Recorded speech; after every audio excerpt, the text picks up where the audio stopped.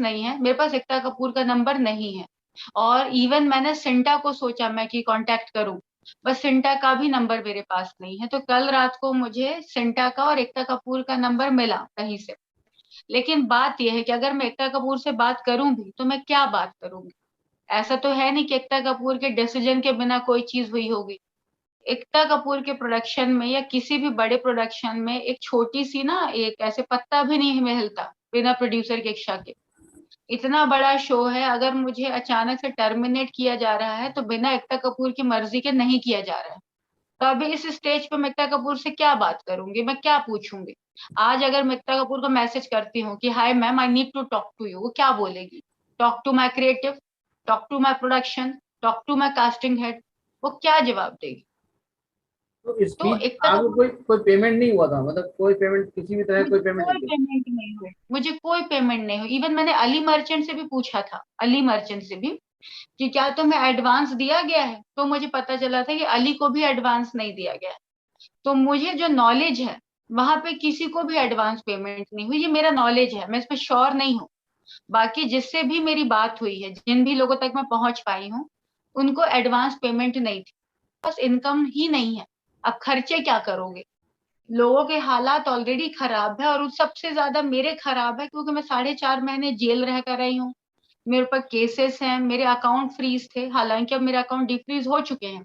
लेकिन मैंने बहुत टफ टाइम देखा है। तो मेरी सिचुएशन इतनी खराब थी कि मुझे शो की बहुत जरूरत थी।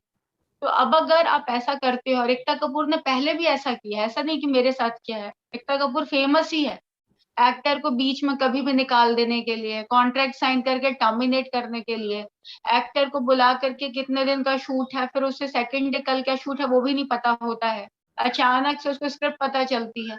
तो मैं एक्टरों से सिर्फ ये एक रिक्वेस्ट करना चाहूंगी, चाहे छोटे हों चाहे बड़े हों, अगर आप एकता कपूर का शो कर रहे हैं तो हमेशा अपने पास में सेकंड ऑप्शन रखो। वो लेडी बिल्कुल ट्रस्ट वर्दी नहीं है, बिल्कुल ट्रस्ट मत करो। आप अपना समय फ्री बैठे हो, कुछ नहीं है, चलो कर लिया, लेकिन अपनी प्रायोरिटी उनको मत बनाओ, वो प्रायोरिटी वाली बंदी नहीं है। अगर मैं आपके साथ कोई कमिटमेंट करती हूँ तो मैं आपका कमिटमेंट फुलफिल करने के लिए रिस्पॉन्सिबल होती हूँ, और मैं आंसरेबल भी होती हूँ अगर मैंने आपका एक दिन भी बर्बाद किया है। अगर मैं किसी आर्टिस्ट को बोलूं कल तुम्हारा शूट है, और मैं अचानक से कैंसिल कर दूं, तो मुझे उस आर्टिस्ट को रीजन बताना पड़ता है कि क्यों रीजन है, या शिफ्ट हुआ है तो क्यों शिफ्ट हुआ है, कब होगा। यहाँ ऐसा कुछ नहीं होता है। तो अगर आप एकता कपूर का कोई भी शो कर रहे हैं, तो it's a humble request, don't keep her your priority. वो ट्रस्ट वर्दी लेडी नहीं है। अब मुझे एकता कपूर का कोई शो नहीं करना।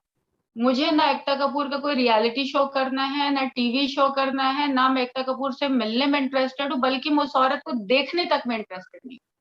मेरे लिए जो इंसान धोखेबाज है वो धोखेबाज है। उसका कोई पे बैक नहीं होता, उसका कोई पे ऑफ नहीं होता, उसकी कोई सिंपैथी नहीं होती, उसका कुछ नहीं होता। मैं आपका समय बर्बाद कर दूं बॉम्बे जैसी सिटी में, और उसके लिए बाद में मैं आपको कुछ दे दूं, तो मुझे वो चैरिटी नहीं चाहिए। मुझे एकता कपूर से कुछ नहीं चाहिए।